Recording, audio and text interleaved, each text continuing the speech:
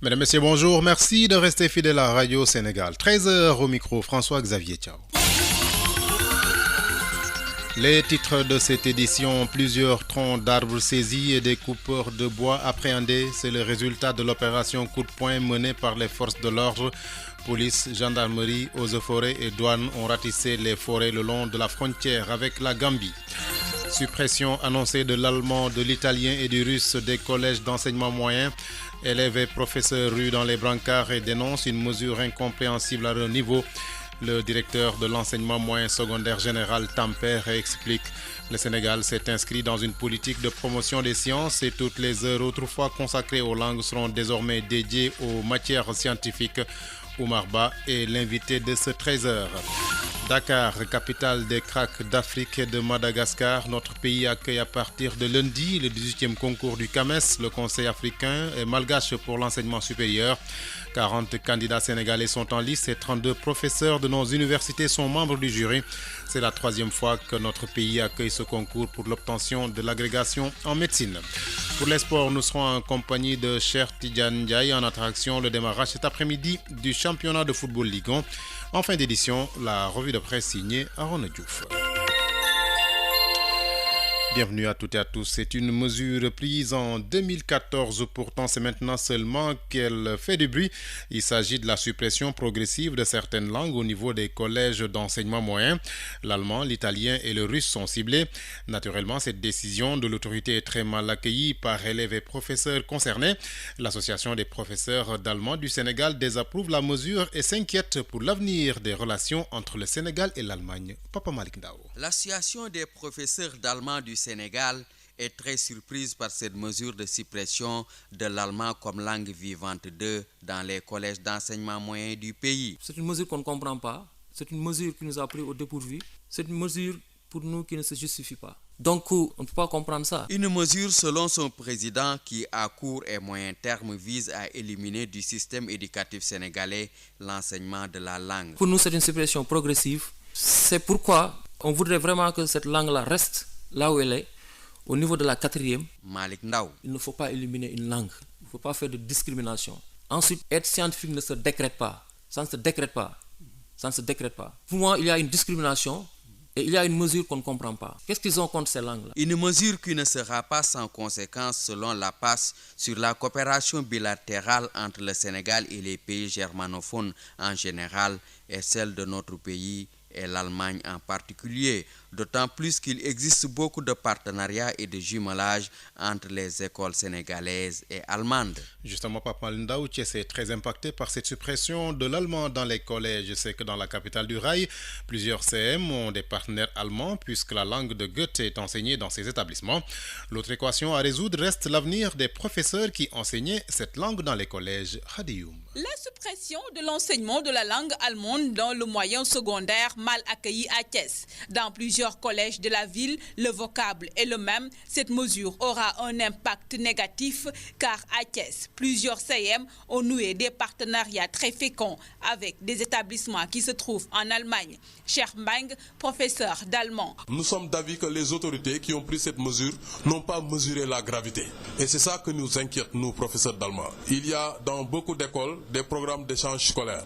Et ces programmes d'échange scolaire sont motivés par la présence de la langue allemande dans ces CM. Et quand on supprime l'allemand comme LV2 dans les collèges, ces programmes vont disparaître avec la langue allemande. Ça coule de source. Ces programmes existent tout simplement parce que l'allemand est enseigné dans ces établissements. Autre impact de cette mesure, le surplus d'enseignants allemands qui risquent d'être notés au niveau des lycées. Ahmed Ian Diop, proviseur du lycée Malick Sy de Thiès. Ici au lycée, il y a des profs d'allemand qui ne font rien. Ils sont en surnombre. Si on ajoute ceux qui vont venir des collèges, vous voyez ce que ça va faire. Cette mesure concerne aussi d'autres langues comme le russe et l'italien. Néanmoins, au niveau des lycées, les élèves pourront toujours choisir ces langues comme LV2. Khadioum Thiès, RTS. Même à l'université, l'on dit ne pas comprendre la mesure. Au département d'allemand de l'université Cheikh Anta Diop de Dakar, les étudiants déplorent le manque de concertation avant la prise de la décision. La mesure est d'autant plus incompréhensible pour les étudiants que les débouchés ne manquent pas. Tida Sané. La décision du gouvernement de supprimer l'apprentissage de la langue allemande, italienne et russe dès la classe de 4e n'est vraiment pas du goût des étudiants du département d'allemand de la faculté des lettres de l'UCAD. Pour ces étudiants, cette mesure de commencer maintenant à apprendre le russe, l'italien et l'allemand seulement en classe de seconde est surprenante. Bassirou Diop et Ndaye Binte Tamba, respectivement étudiants en Master 2 et Master 1 allemand. C'est vraiment déplorable.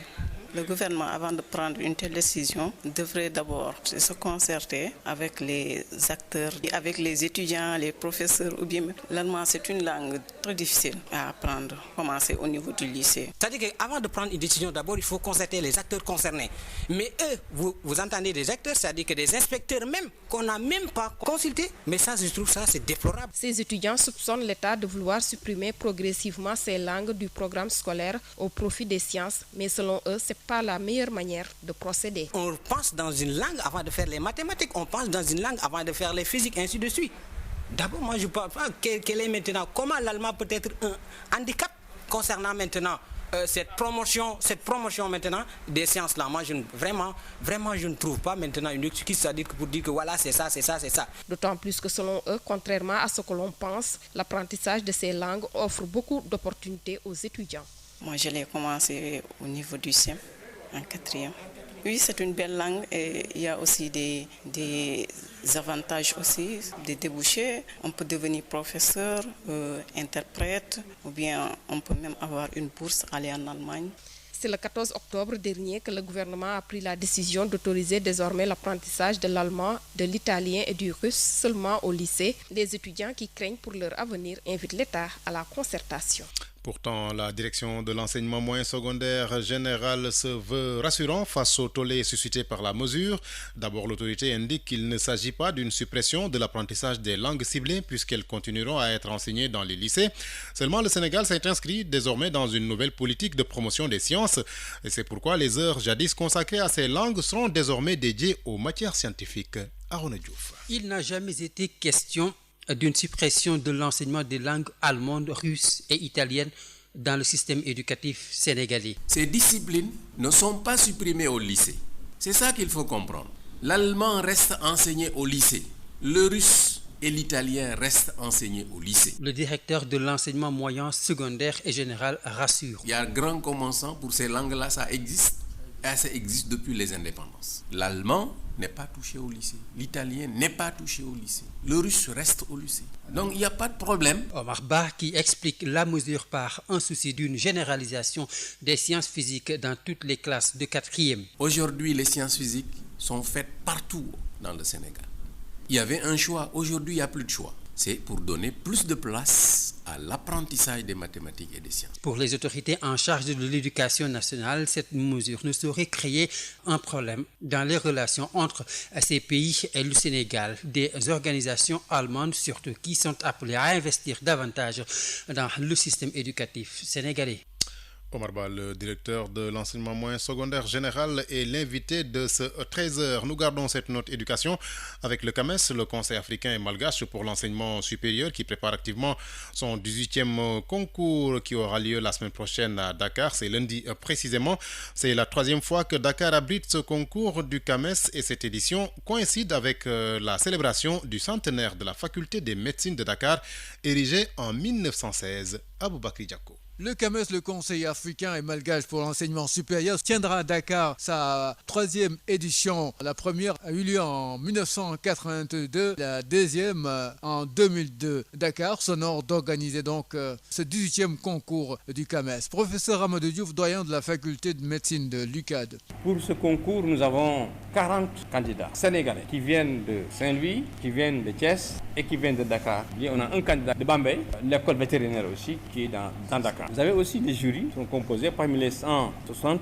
Il y a 32 professeurs qui sont sénégalais qui sont dans le jury, avec toutes les disciplines. Cette fois-ci, il y a un professeur au moins qui est de Thiès qui est dans le jury. Un effectif de 170, vous avez 30 Sénégalais. Un concours du CAMES qui se fera dans les conditions les plus idoines et toute la rigueur requise, tout en s'ingéniant à produire les résultats escomptés avec un taux de réussite très satisfaisant. Professeur Amadou Diouf. Il faut avoir 12 de moyenne pour être déclaré admis au concours d'agrégation. C'est pour ça qu'il fallait avoir des réserves. Maintenant, si vous échouez, on vous a préparé à accepter de parce qu'on est préparé. Mais on ne vise pas l'échec. Nous pensons que tous les candidats peuvent réussir. Mais vous savez que tous les candidats ne sont pas au même niveau d'expertise ou de compétence. Je dois dire que dans les années, au début des concours, les jurys étaient essentiellement constitués de Sénégalais. Ça se comprend. C'est une faculté centenaire. Ça se comprend que nous ayons cette expertise. Au CAMES, le Sénégal occupe une place privilégiée avec un bon potentiel scientifique. L'école de la faculté de médecine Dakar est un centre de préparation des candidats du CAMES, érigé depuis 1916 et qui célèbre son centenaire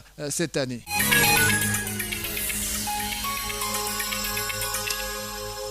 Radio Sénégal sur l'ensemble de son réseau synchronisé à 13h11 à Tambacounda. La gendarmerie, les eaux et forêts, la police et la douane ont déclenché une opération coup de poing contre la coupe abusive de bois en zone frontalière avec la Gambie. Après plus d'une semaine de filature, plusieurs troncs d'arbres ont été saisis et des coupeurs appréhendés en Soumana Sadio. Pour une lutte efficace contre la coupe abusive du bois dans la région de Tambacounda, la gendarmerie, les eaux et forêts, la police et la douane ont uni leurs forces pour éradiquer ce phénomène, surtout en zone frontalière. À l'étape de Dialamohan, dans la commune de Dialakoto, plusieurs troncs d'arbres ont été saisis. Colonel Moussa Fandour, commandant Légion Est de la gendarmerie.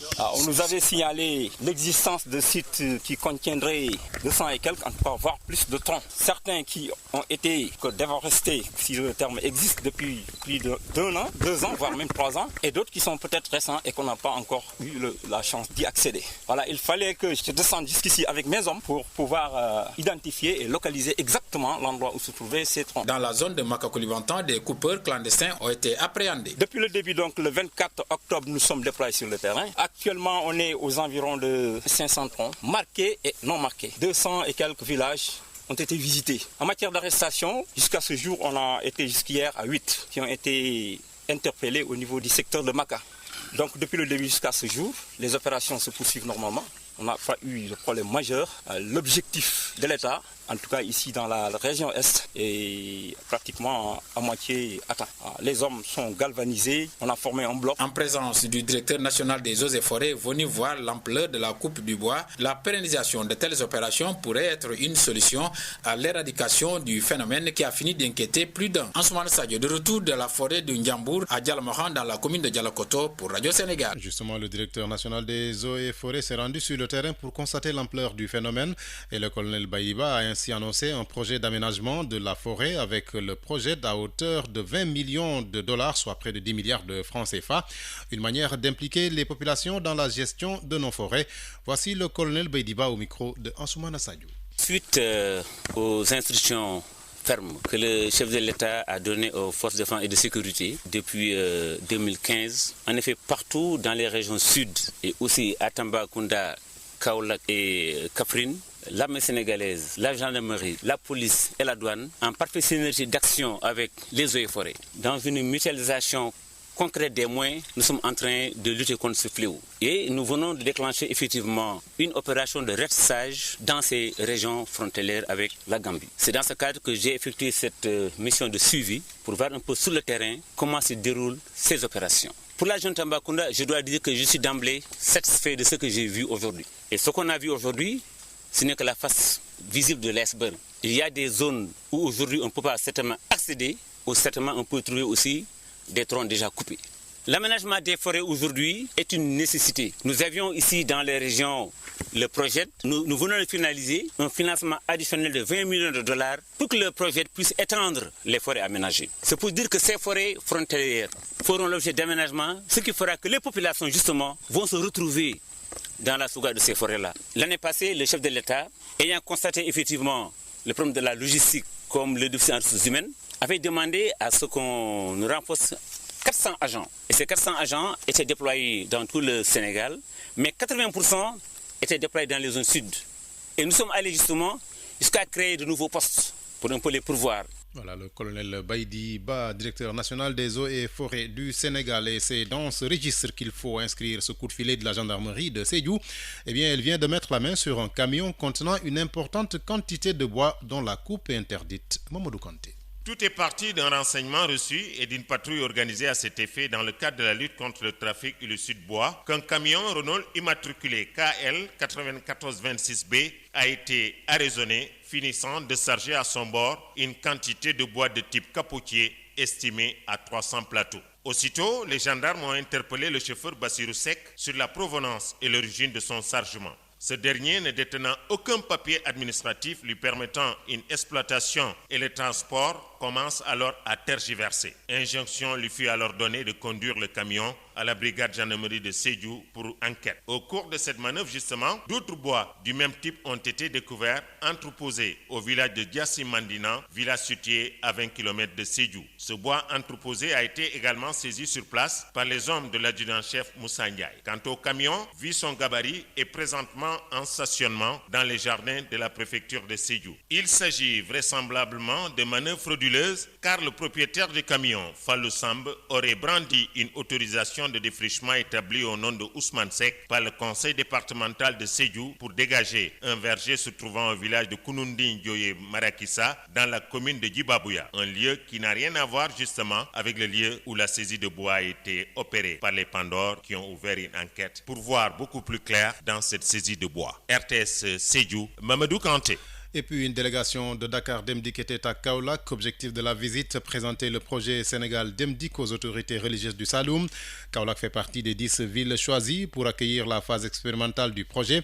Au total, une trentaine de bus va assurer la desserte entre les différentes villes d'Aoudalaye Badiane. Kaolack est une des 10 villes choisies pour la phase expérimentale du projet Sénégal Demdik. Une délégation de la direction de Dakar Demdik est venue expliquer comment va fonctionner le dispositif. El Hadj Sarr Fall, secrétaire général Dakar Demdik. C'est une nouveauté parce qu'on demande à Dakar Demdik de faire le transport interurbain. Et vous savez, ce bus que vous voyez ici, c'est ce bus-là qui va permettre d'assurer les dessertes des régions. Nous sommes aujourd'hui à Kaolack, mais on a retenu 10 villes pour les dessertes. Donc Kaolack en fait partie. Une trentaine de bus va assurer la desserte entre les 10 villes choisies. Pour le moment, il y a 30 autobus qui sont comme ça. Il y a 15 autres autobus que vous voyez en blanc qui vont desservir le nouveau aéroport à IBD. Le projet Sénégal Demdik venu renforcer le transport interurbain traduit la volonté du chef de l'État de garantir un confort aux usagers de la route.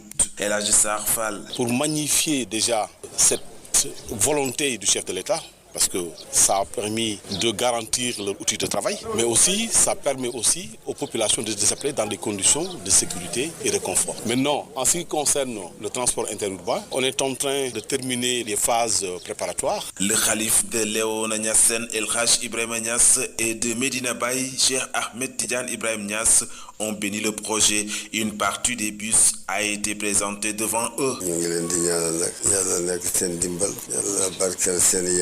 Daouda Badiane, Kaolack, Radio Sénégal.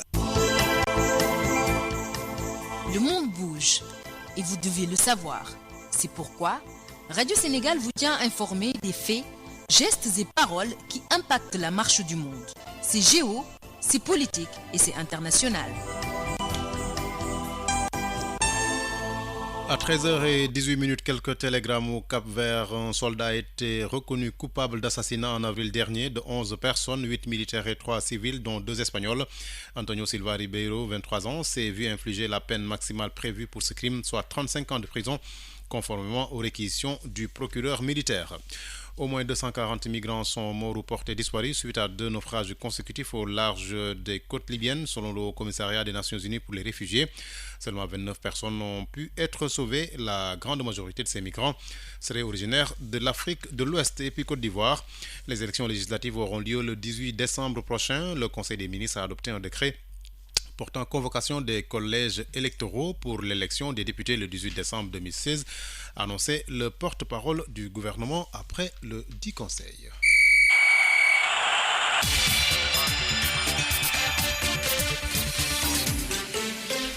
L'actualité des sports est présentée en direct par Cheikh Diandiaye. Bonjour. Bonjour. Le championnat professionnel du Sénégal de football démarre cet après-midi. Niary Tally, vainqueur de la Coupe du Sénégal 2016, fait face à l'AS Douanes pour ce match inaugural de la Ligue professionnelle de football. NGB qui accueille un club de la Douane qui a connu l'année dernière une saison assez difficile. Cette première journée va se poursuivre demain avec US Ouakam, Mbour Petite Côte, Djambar Djaraf, le choc de Mbour.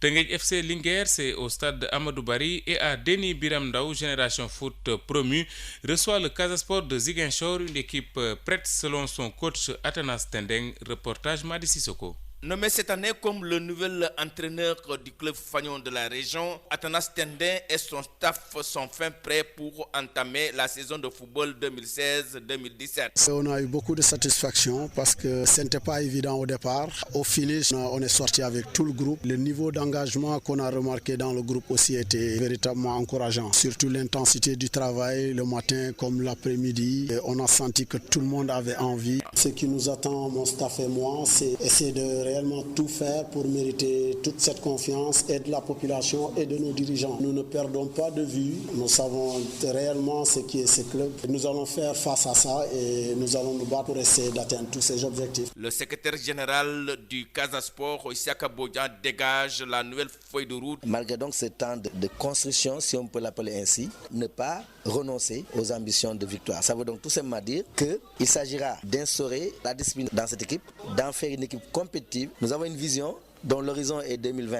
2020, le Casa Sport doit revenir en Afrique et être compétitif en Afrique. Alors ça passe par des trophées qu'il faudra gagner au niveau national. À noter que le comité directeur a aussi apporté des changements importants au niveau de la section de football. Ainsi, l'ancien président de la section de football, Mamadou Dramé, remplace Aliou Cissé, le sélectionneur national RT Ziguinchor, Madi Sissoko. Madi Sissoko, la suite de cette première journée de la Ligue un dimanche avec Ndiambour Guédiawaye Football Club à Louga et au stade Caroline Faye de Mbour, le stade de Mbour qui reçoit l'US Gorée, équipe championne en titre. La Ligue 2 se joue également à partir de demain samedi. 3 matchs Renaissance AS Pikine, Ndarguej, Olympique de Ngor et Diamono Yego, Diamono de Fatick. La première équipe faticoise a participé à l'élite et les Faticois veulent relever le défi du maintien en Ligue 2, mais ils veulent également bien démarrer, au moins un nul pour le match de demain. Mamadou Lamine Biaye. Nous osons espérer qu'on va finir d'ici le 5, avoir une équipe forte qui va affronter le championnat. Avoir une équipe compétitive pour bien entamer le début du championnat de Ligue 2, une volonté réaffirmée par les dirigeants du Diamano. Pour cela, l'équipe a joué plusieurs matchs amicaux et participé au tournoi de l'Assemblée nationale. Mam Adamandour, président du Diamano. Pour la préparation, nous avons démarré depuis fort longtemps, que nous continuons à préparer une équipe qui va entamer la saison 2016-2017 en Ligue 2. Certes, on a joué le tournoi Parlement, on joue des matchs amicaux, mais quand même la préparation continue. Pour son premier match du championnat contre Yego ce samedi au stade de Massensen, les dirigeants savent que la tâche ne sera pas facile. C'est pourquoi l'objectif est, à défaut d'une victoire, au moins arracher le point du nul. Mam Adamandour. Notre premier match est un match comme tous les autres matchs. Bien vrai que c'est notre premier match en Ligue professionnelle. Et nous ferons tout, nous ferons le maximum pour assurer le match, pour ne pas perdre d'abord. Ensuite, s'il y a possibilité de prendre des points, on prend des points. L'objectif global du club dans le championnat Ligue 2 professionnel reste le maintien. C'est en tout cas l'ambition affichée pour cette saison à Batali Fall, coach du Diamano. L'objectif c'est le maintien. Nous allons nous atteler à ça dès le début pour au moins stabiliser l'équipe en Ligue 2.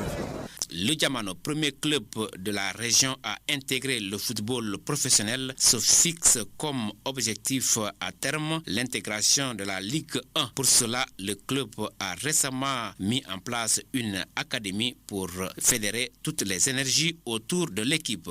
RTS Fatick, Mamadou Lamine Biaye. Biaye, les matchs de dimanche de cette première journée de la Ligue 2, Etix Port Autonome de Dakar, Africa Promo Foot qui accueille la Sonacos, Duc Mbarguej, Dakar Sacré-Cœur qui joue contre Kayor Foot. Et puis la première étape de la Coupe du Monde de sabre masculin a démarré ce matin à Dakar. Les 95 tireurs vont tenter de marquer des points avant les 4 autres étapes. Les escrimeurs des 26 pays présents tirent depuis ce matin au Grand Théâtre de Dakar. Après Dakar, les autres étapes sont programmées à Budapest en Hongrie, à Padoue en Italie, à Varsovie en Pologne et à Madrid en Espagne. Et puis notez que le comité exécutif sportif extraordinaire de l'UAR, l'Union africaine de radiodiffusion, planche sur les droits de transmission de la CAN 2017 prévue à partir de janvier au Gabon, des droits jugés trop coûteux pour les différentes radios et télévisions publiques d'Afrique. Nous y reviendrons avec notre reporter sur place. Et puis les acteurs des marchés publics rendent hommage à Maguette Diop Kane. La RMP et la DSMP organisent une randonnée pédestre demain samedi. C'est en hommage à la première directrice de la DSMP, rappelée à Dieu le 6 novembre 2013. À travers cette activité physique, les organisateurs essaient de garder sa mémoire et donner son modèle de vie en exemple à la jeunesse et aux fonctionnaires. Le départ de la randonnée est prévu à 8h30 à la place du millénaire, porte du millénaire, pardon. Le circuit porte millénaire, triangle sud, place ONU, allée Canal 4, corniche ouest et porte millénaire. Tandem, le club kaolackois des années 80 devenu Kaolack Foot Center, se souvient également de ces disparus sportifs des différentes ASC de Kaolack. Tandem est le club où évolue l'ex-défenseur central international sénégalais Racine Kane. Une journée de prière est prévue ce samedi au domicile de Adama Pouy, ex-défenseur du Mbossé au quartier Kaznak à Kaolack précisément. Et on termine, Chertian, avec les championnats européens. La Ligue 1 française, la 12e journée du championnat, un match avancé à partir de 19h45 ce soir même. L'Olympique de Marseille qui se rend à Montpellier. L'OM est actuellement 10e avec 14 points et Montpellier 16e avec 11 points. Demain et dimanche, entre autres matchs, Monaco-Nancy, Angers-Lille, Bordeaux-Lorient, Caen reçoit le leader Nice et Paris Saint-Germain qui joue contre Rennes en Espagne ce soir. Un match avancé de la 11e journée, Malaga 11e avec 12 points qui accueille le Sporting Gijón 18e avec 9 points. Demain samedi, l'Atlético Madrid 3e avec 21 points se déplace au Real Sociedad 16e 6 points, un choc en perspective. Grenade, Deportivo La Corogne, Las Palmas et Bar. Dimanche, le leader, le Real Madrid 24 points reçoit Leganés mal classé 16e 10 points. Séville-Barcelone, un autre choc entre ces deux équipes. Barcelone 2e 22 points contre Séville 4e 21 points. Et puis notez donc la 11e journée de Premier League, c'est en Angleterre. Quelques matchs demain, Bournemouth contre Sunderland, Chelsea Everton, Manchester City qui rencontre Middlesbrough. Et puis le choc de cette journée, c'est dimanche à 12h de Dakar, Arsenal qui fait face à Tottenham. Et merci, cher Tidjane Ndiaye. Nous accueillons tout de suite notre invité. Il s'agit du directeur de l'enseignement moyen, secondaire et général, Oumar Ba, qui répond aux questions de Arona Diouf. Cette réforme, en fait, touche beaucoup de choses à la fois. C'est une réforme qui a été enclenchée en 2014 avec la révision des crédits horaires et des coefficients. Et c'est dans ce décret-là que sont ciblées toutes les transformations auxquelles nous sommes en train d'assister aujourd'hui. Vous n'en parlez pas.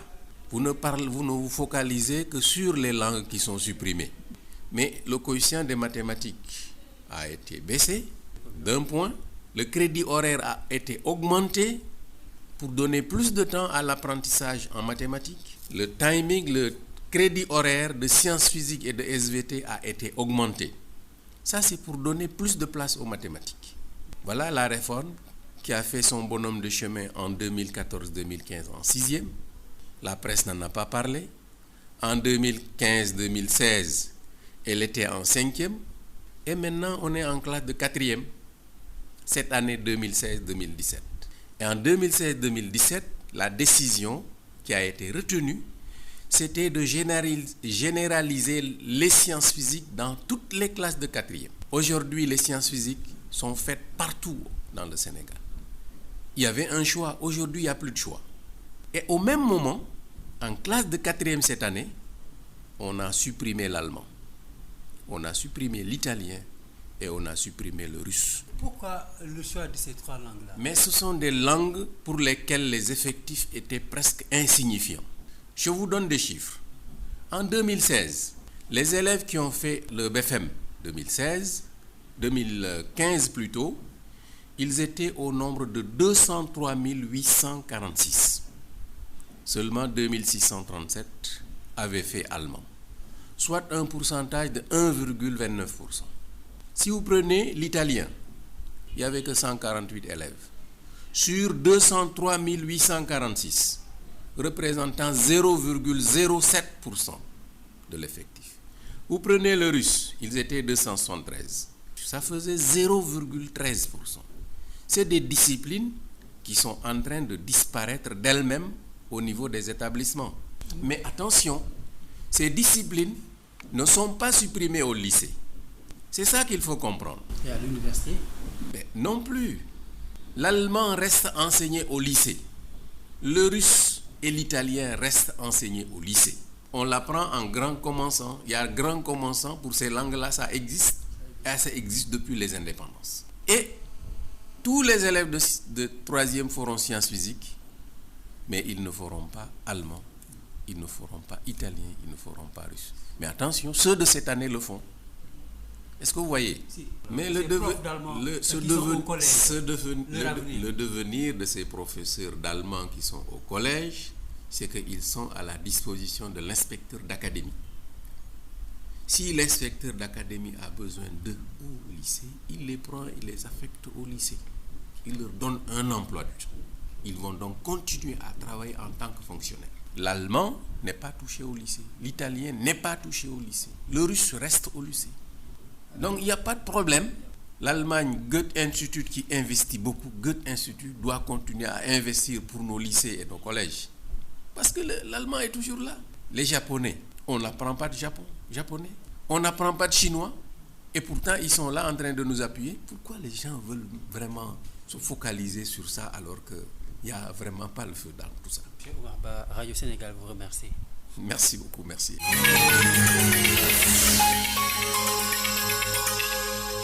Et nous restons avec Aaron Diouf qui nous présente la revue de presse. Le chef de l'État a inauguré hier la centrale solaire photovoltaïque de Malicounda et cette annonce de Macky Sall dans les colonnes du Soleil. 5 nouvelles centrales solaires seront mises en service dès 2017. Macky Sall et son gouvernement engagés donc de manière irréversible dans l'option de développer le mix énergétique. La preuve, après Bohol et Malicounda, le gouvernement indique le quotidien national ne compte pas s'arrêter en si bon chemin. Le chef de l'État qui a profité de l'inauguration de la centrale solaire de Malicounda selon le populaire pour répondre à ces détracteurs. Dans un wolof bien maîtrisé, le chef de l'État rappelle, je cite, que Réumi Mingi Doh Mingi Warouti Daoul mais alors dans quel pays, s'interroge Samba Alar, se trouve le président de la République, mon confrère Biétis du populaire, pour qui c'est vrai que de sa perspective le pays marche, accélère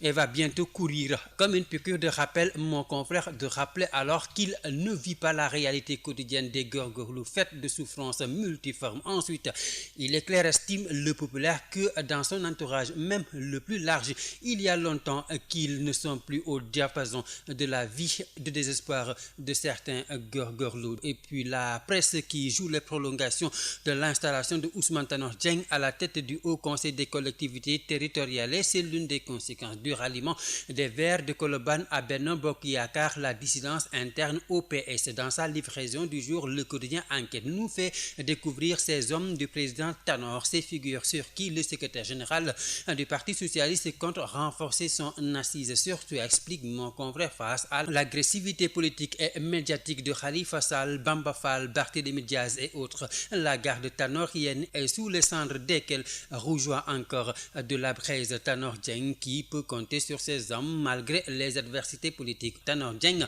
de la roche tarpéienne au Capitole, s'exclame Mamadou Oumar Ndiaye dans son commentaire dans le Témoin quotidien, pour dire que si longue que puisse être la nuit, le jour finit toujours par se lever. Wolof Ndiaye dans sa sagesse légendaire qui fait que russe en enseignant indique mon confrère que en serment de patience au bord d'un puits, on finit toujours par voir quelqu'un disposant d'un seau au bout d'une corde. Tout cela pour dire quoi? Eh bien que dans l'adversité et par vent contraire, il faut plier et ne jamais rompre. Mieux, il faut faire le dos rond, prophétise le commentateur du Témoin en disant qu'après la pluie viendra forcément le beau temps. Tanor et ses briscards justement qui encerclent le maquis, ces briscards qui ont pour nom Niass, Dansokho, Bathily, Djibo et bien sûr Ousmane Tanor Dieng. Hier ils étaient là, aujourd'hui encore ils sont toujours là, écrit l'Observateur quotidien, pour qui ils ne veulent pas d'une retraite politique. Pourtant ces loups politiques n'apportent pas grand chose au maquis mais résistent à l'usure du temps, s'étonnent même mes consoeurs de l'Observateur, pour qui finalement avec leur poids électoral qui dégringole après chaque élection depuis 2000, ils n'ont plus rien à offrir au chef de l'État si ce ne sont des partis divisés.